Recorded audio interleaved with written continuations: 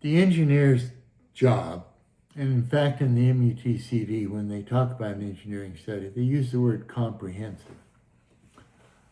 Comprehensive is not a 15-minute survey every 10 years like in California, or comprehensive is not like many cities and states that have never even done one in the last 40 years, even though it was required every 5 years when it was based in fact. Unless there's been significant development or the character of the road has changed, or if there's a large number of citations being issued or accidents at a particular spot, which should trigger a review to find out what is causing the motorist to be caught out.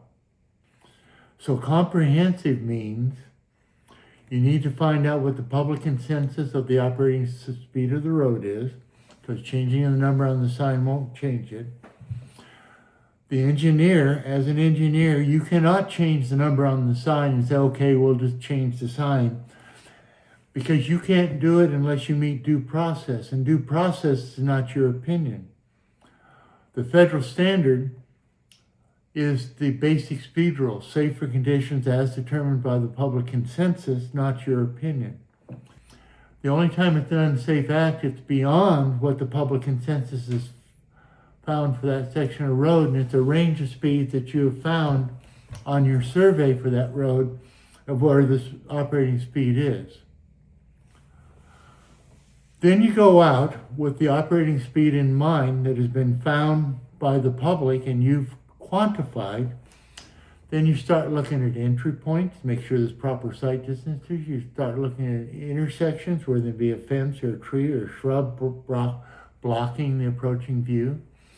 You look at the signal timing to make sure it's adequate to give a proper zone to either slow down or go through.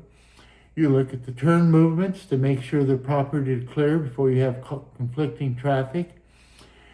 You look at the traffic control devices and the curb design to make sure it's efficient. So the object of the engineering study is to find out what the operating speed is, review everything, and come up and create a posted speed for the optimum operating speed, the upper end, and then inform the city what the range of safe speeds are in excess of that operating speed, because the 85th percentile being the safest speed, meaning that people traveling in greater than that are not driving unsafe. And nowhere in a single study I've ever seen in the 50 years I've been doing this, is there a hockey stick where if you're going 1 mile an hour, 2 or 5 over a speed limit, is it unsafe? It just doesn't exist in safety engineering. That only came to be after the 55 mile an hour speed limit, where they adopted a fuel standard where the speed limit was anything faster was a violation of law, but they repealed that in 1995, and we went back to safety standards, but they've maintained the enforcement of the arbitrary artificial limit being anything in advance of that is unsafe, which has been patently untrue ever since.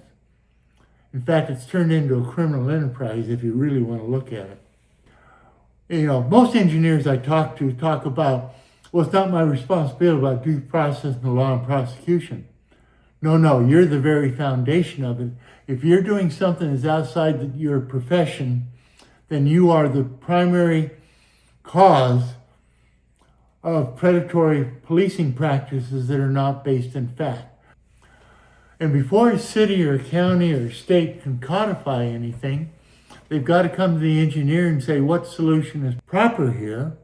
And if they don't like it, then go back to the engineer and say, look, what else can we do, or whether their options are available for us.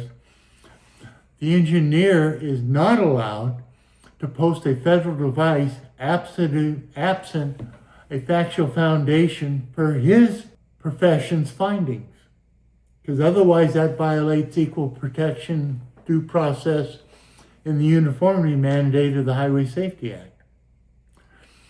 More importantly, when they're doing this study, they've got to file prescribed practices. You can't do a determination what the public has found safe per se from a curve. You can't do it from an intersection. You can't do it from a conflict point. And when you're doing the study, if you're using radar or some type of device that can affect the traffic just by its emitting of signals, you've got to be cognizant of that. More importantly, anything greater than a 10 to 15 degree angle from the approaching vehicle, the measurement you're getting is no longer valid.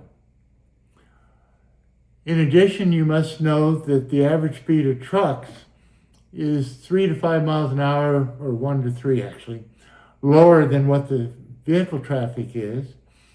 Number two, you have to understand that if you have new pavement, the speeds will be up to 5 miles an hour faster than rough pavement. So if you've got a road and you're doing an engineering study and it's about to be repaved, understand that you're going to have higher speeds once it's completed.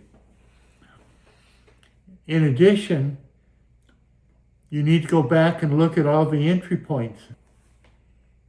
Driveways, bushes, fences that block approaching speed vision. You got to make sure that the exclusion zones for leaving a parking lot are great enough so the vehicles can properly see the approaching traffic.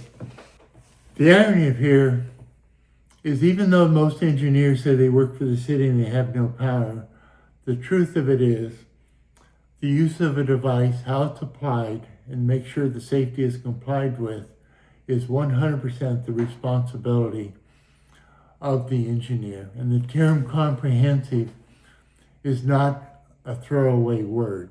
It's a responsibility. And the comprehensive forethought has to be included in what's right for the public and the safety of the public. And you cannot allow your work to be turned into a device that's not properly used. The actual old rules required a stop sign to have a warrant, which means it had to be justified. It can't just be put in at a whim. I would argue in our world of electronics that was never anticipated when the initial Highway Safety Act is that the act of a reasonable person acting responsibly, doing what a reasonable person would do in that situation, cannot be found illegal by an electronic device in a gotcha mode.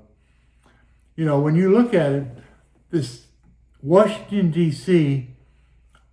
did $324 million in fines against the public in just automated enforcement in 1 year, predicated on what we know is a non-complying system citywide of traffic control devices that can only exist by the traffic engineering going along and not pushing back when they know something is wrong. It's your job to make sure your half is done right before you turn it loose on the rest of us.